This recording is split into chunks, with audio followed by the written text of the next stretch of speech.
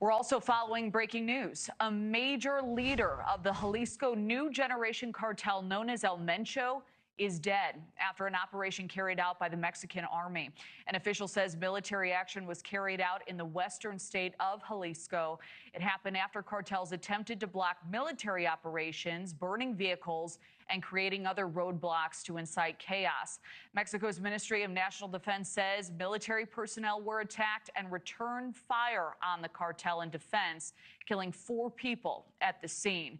The U.S. Embassy in Mexico warning U.S. citizens to shelter in place until further notice and avoid areas with law enforcement activity. The U.S. State Department previously offering a reward of up to $15 million for any information leading to the arrest of Mencho. He was leading one of the most powerful crime organizations in all of Mexico. And earlier this month, President Trump designated this new generation cartel as a foreign terrorist organization. The DEA alleging it has a presence in all 50 U.S. states, distributing illegal drugs. They are one of the main suppliers of cocaine on the U.S. market. The group is said to have earned billions of dollars from its production of illegal and sometimes deadly methamphetamine and fentanyl. I knew you weren't coming back. That's a sentence that lingers, unsettled, half-spoken, like a line fractured by grief. Not a confession, not a threat, just absence.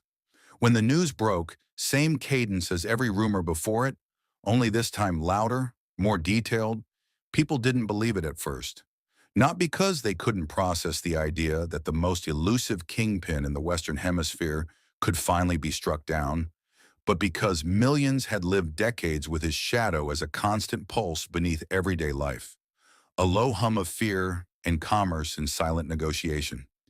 He had been alive for longer than most thought possible. For years, Mencho was the name you wouldn't whisper in the open, the figure authorities chased like a ghost with muscle, money, terror, reach. And yet here, in the quiet beginning of this story, the ghost had been punctured by history. Welcome to Cold Case Chronicles. I want to welcome you to the channel. We look for the truth in the shadows of cold cases and closed files. If you value this kind of deep dive investigation, please consider subscribing. And as we begin this journey together, I'd love to know where you're watching from today. Whether you're joining us from the United States, Canada, Australia, or anywhere else in the world, leave a comment below. It helps us remember that these stories, though local, touch hearts across the globe. In the days that followed the raid, the world learned his name wasn't myth. Nemesio Ruben Oseguera Cervantes, a man whose life was defined by what he never surrendered, was declared dead by Mexican defense authorities after a military operation in the mountainous terrain of Tapalpa, Jalisco. But beginnings in true crime are never simple. They start not with what happened, but with what could not be said, with the question that trembles beneath every headline. Why him, and what now? To understand the weight of a death like this, you have to understand what his life represented. A pattern of escalation so gradual that it became normal. His public silhouette, first a local enforcer, later a mythic cartel architect, was always framed as a disruption. But in the towns and cities beneath his influence, it was routine. Home videos from family celebrations, scant social media posts of children and fiestas, the laughter of ordinary evenings swallowed by an ordinary terror. These are the images that fill the spaces between headlines. They tell us more about the humanity that existed under the shadow of his empire than any arrest warrant ever could. And yet, even within the visible world, there were cracks, patterns that become visible only in reflection, delayed phone calls, unexplained absences, shifts in routine, the hours someone didn't answer, the birthdays unreturned, the trips to meetings that stretched without update. They weren't dramatic. They had no explosion. They were just pauses in the expected cadence of life. Those pauses, in themselves, are not dramatic, but their accumulation becomes something heavier. Public images, news reports, government statements, cartel propaganda, rendered Mencho as an unstoppable force, a man who defied capture and boasted about violence as a tool of control. But the deeper truth is quieter, almost unremarkable. Power, especially criminal power, is as fragile as the silence that sustains it. For decades, law enforcement agencies in Mexico and the United States tracked his movements, like archaeologists piecing together a ruined temple from scattered fragments. They collected financial records, analyzed intercepted communications, monitored known associates, watched patterns emerge, shipments, routes, coded messages, the movement of soldiers and armored vehicles. Every trace, every anomaly, was a potential clue to understanding not just where he was, but who he had become. People with no stake in his life, people whose only interaction with his legacy was through news broadcasts or rumors, still felt the impact. Parents kept children inside. Bus drivers took alternate routes. Small business owners shut shop early. Ghosts don't make noise, but their presence alters behavior, subtly, everywhere. That's how his notoriety functioned. Not as an abstract symbol of fear, but as a lived reality that altered the rhythms of ordinary existence. And then there was the day of the operation. According to multiple official accounts, military forces engaged cartel members in Tapalpa, a region long considered a CJNG stronghold. The exchange of gunfire, the sudden eruption of violence, the smell of smoke, these details were relayed by journalists and authorities alike. Within hours, the message spread. He had been wounded and died en route to Mexico City. There was no triumphant announcement, no cinematic footage of a takedown, just facts sifted through the lens of protocol, confirming the identity, cataloging the casualties, noting the seizures of weapons and vehicles, and acknowledging the chaos that refused to quiet itself immediately afterward. Chaos in this case wasn't just collateral, it was confirmation. Within minutes of the news breaking, executions of vehicles, roadblocks, and fires erupted across Jalisco and into neighboring states. In Guadalajara, commerce halted. Roads became gauntlets. Journalists documented smoke rising in distant suburbs and highways. It was a reaction born not of defiance alone, but of fear, the fear that the absence of a leader who commanded obedience with brutality might open a vacuum nobody was prepared to fill. Here is the first lesson that emerges when you peel back the veneer of violence. The death of a figure entrenched in terror does not magically dissipate terror itself. It redistributes it. It displaces it. In several states, including Guanajuato, Nayarit, or Michoacán and Tamaulipas, reports surfaced of buses, trucks, and cars set ablaze. Public transport systems ground to a halt. Families forced loved ones to return home. Airports canceled flights temporarily.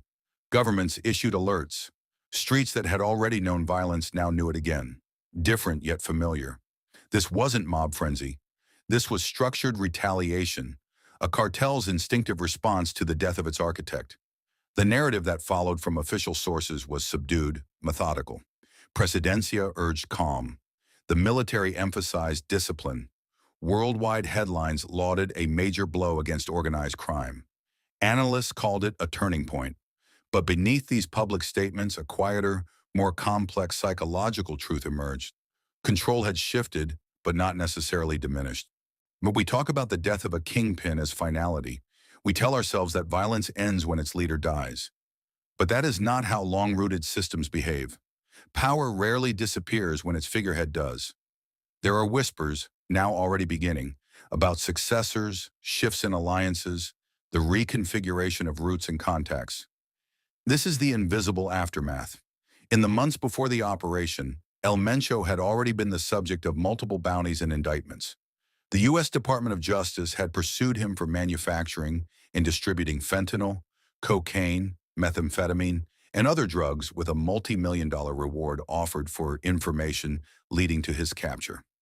Yet despite all the legal machinery aligned against him, after decades on the run, after countless false starts and near captures, his demise came not in a dramatic chase through urban streets, but in a remote mountain area, overloaded with secrecy, strategy, and military coordination. The precision of the operation did not diminish its gravity, nor did it diminish the void his absence created. Because when power is built on networks of obedience, when influence is sustained through fear and economic leverage, eliminating a leader is not elimination, it is transformation. Try to imagine how silence feels when it replaces a voice that has been screaming for decades. Not the literal scream, but the metaphorical one. The noise of gunfire, the roar of cartel convoys, the constant threat underlying everyday life in zones influenced by CJNG. Silence doesn't arrive all at once. It creeps, it distracts. It changes how people breathe and talk and plan their days. There are towns where children walk to school without fear because they were too young to remember the worst years.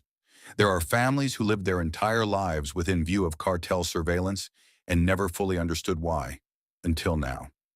Silence here is an ecosystem, unsettling, unpredictable, charged with memory. To understand this story, we must also understand what control meant to him and to those who surrounded him. It was not merely territorial. It existed in the psychological contracts, the unspoken understandings between civilian and criminal, between official and unofficial, between compliance and resistance. Control is why rumors about his health circulated for years. It's why there were occasional whispers of his death, each dismissed, each morphing into folklore. It's why a man could become both a myth and a man simultaneously, because control thrives on ambiguity. In the wake of the confirmation of his death, families in affected areas expressed conflicting emotions. Relief that the man responsible for untold violence was gone, but fear of what his absence might unleash. These emotional seams are real. Grief, anger, hope, dread, all stitched together into the fabric of daily life. For many, this was not a story of victory.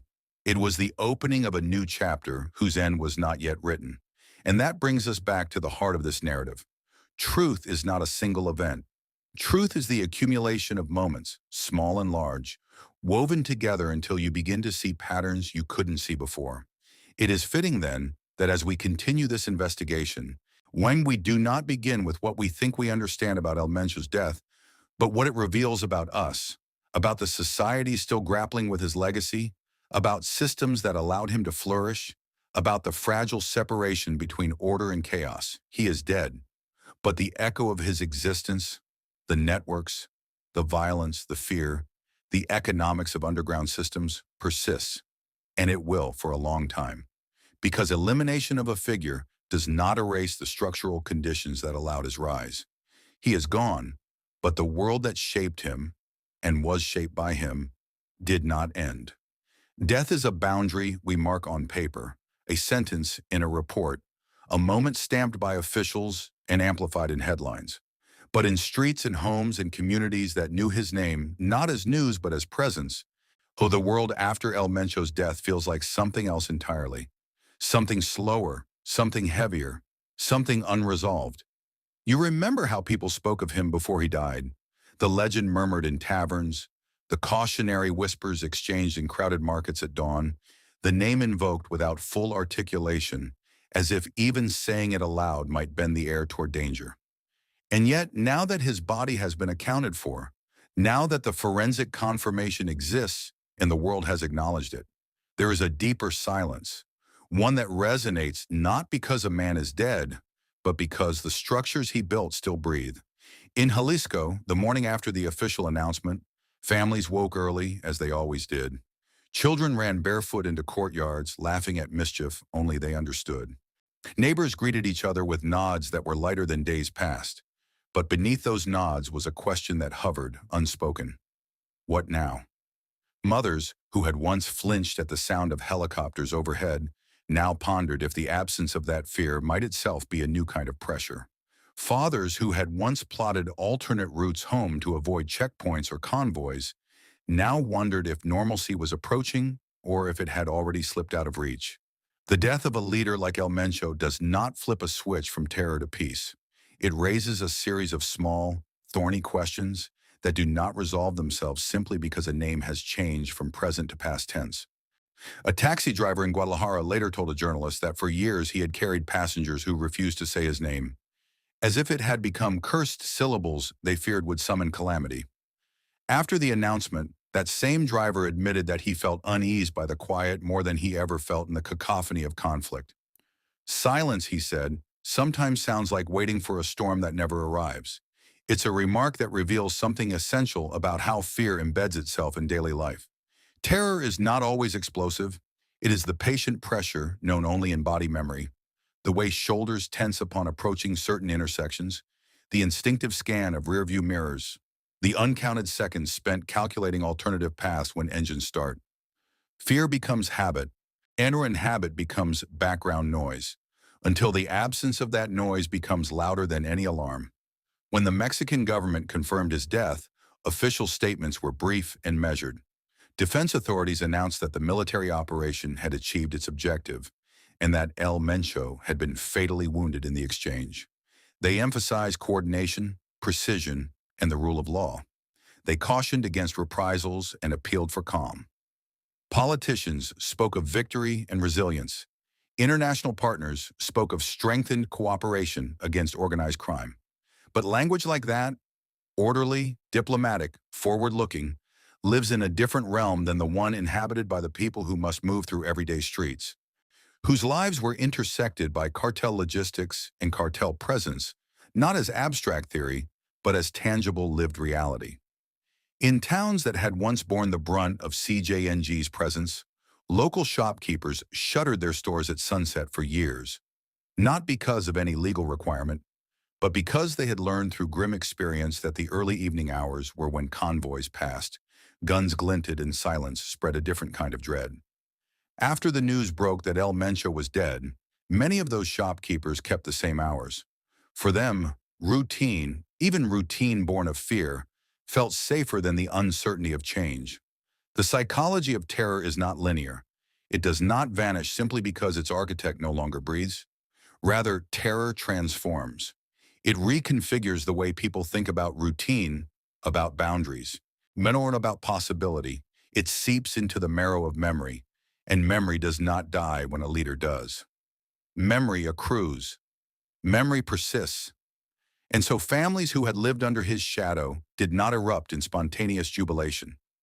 They woke up, breathed air free of headlines for a morning, and then wondered what the horizon would bring. They moved through their days as though feeling for a path that might not yet exist.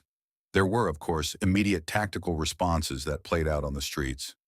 Reports came in of violent reprisals in some regions, deliberate blockades, targeted ambushes, the signals of organized chaos that follow a major disruption. These were not random acts. They were structured responses from a network accustomed to operating through strategic show of force. But the larger or subtler consequence was psychological. The sense that a figure who had been larger than life in media coverage, who had been framed as the architect of an empire of fear, was replaced by a different kind of fear, the fear of the unknown. A power vacuum is not a vacuum at all. It is a moment pregnant with potential, and potential can be frightening in its open-endedness. Meanwhile, across the border in the United States, analysts and newsrooms dissected what his death meant for international drug trafficking, for policy, for border security, for local communities that had long struggled with the flow of illicit substances into neighborhoods and schools. Headlines range from triumphalist, major blow against organized crime, to cynical, will his death truly end the violence? The debate was vigorous, and layered with political posturing and geopolitical concern. But for someone inside a town that had known his extortion schemes up close, someone who had watched friends disappear or flee, these conversations sounded distant. They were measured debates between people who rarely faced gunfire on a Monday morning, who did not close their store doors at sunset because they once saw a convoy barrel past with weapons raised. These debates sounded like intellectual exercise rather than lived experience. It's important to understand this difference because true crime, especially when grounded in psychological depth, is not merely about the public spectacle of criminal collapse or triumph. It is about the less visible psychic and social terrain of people whose lives were shaped by forces bigger than themselves. The death of a cartel leader is not a singular event. It is a turning point in an ongoing story with many chapters yet to be written. In communities once dominated by CJNG influence, everyday life is a mosaic of resilience and apprehension. Parents who had grown accustomed to dropping their children at school with one eye on the street and one eye on the horizon cannot simply revert to pre-fear routines because a leader has fallen. They are now living in the aftermath of fear, not its presence. And the aftermath is not a blank slate. It is a complicated, tangled web of hope mixed with dread. Some residents saw the moment of his death as liberation. a sign that institutions could, in fact, hold power accountable, that relentless pursuit could produce results, that the endless cycle of rumor and evasion could be interrupted. Others saw it as the start of something unstable, as if removing one node from a network might not dismantle the network at all, but simply force it to mutate. These conflicting responses existed not as extremes, but as parallel realities woven into the everyday choices people made about when to leave their homes, when to close their businesses, when to trust the state. For years, researchers and journalists had analyzed El Mencho's ascent not just as the rise of a criminal figure, but as a phenomenon deeply embedded in socioeconomic conditions. Poverty, lack of opportunity, weak institutions, corruption, fractured law enforcement. These were all pieces of the puzzle that analysts pointed to when trying to explain how a man from a rural background evolved into the leader of one of the most powerful cartels in Mexico's history.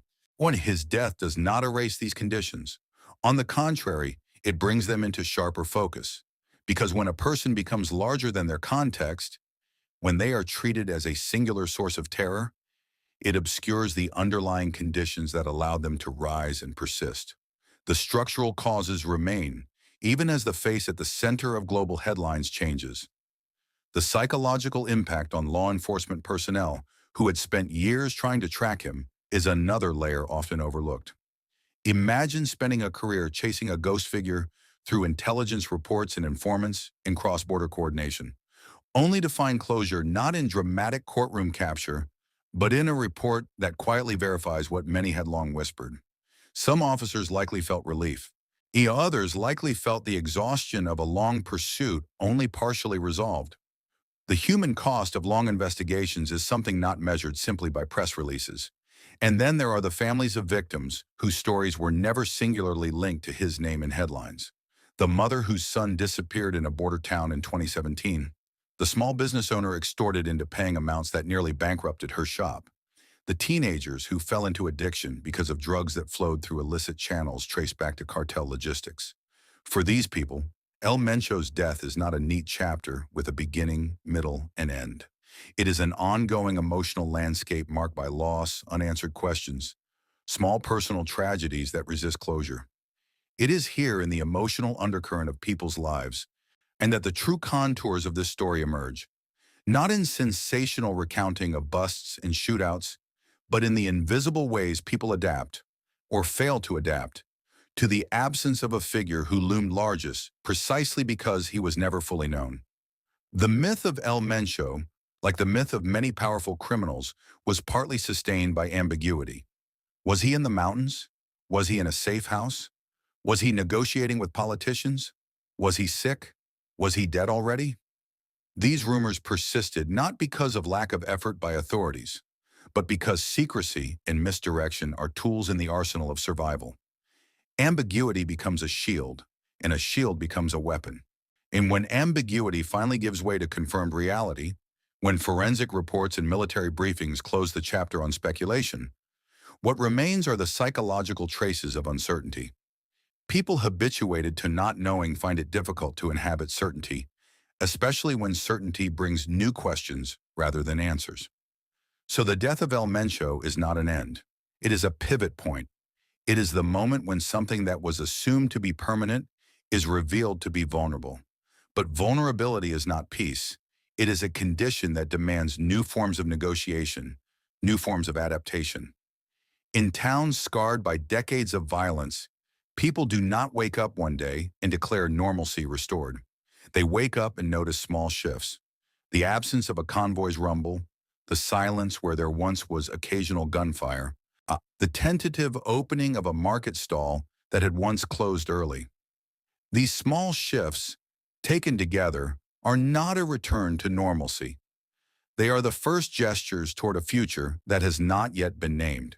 He is gone, but the world that shaped and was shaped by him persists in ways that ripple through memory, routine, fear, and hope. And this is where the real story begins. Before we close, I want to invite you to reflect on what this all means, not just for headlines, but for human lives caught in the space between terror and possibility. If you found value in exploring the truth beneath the surface of headlines and official statements, consider subscribing to the channel.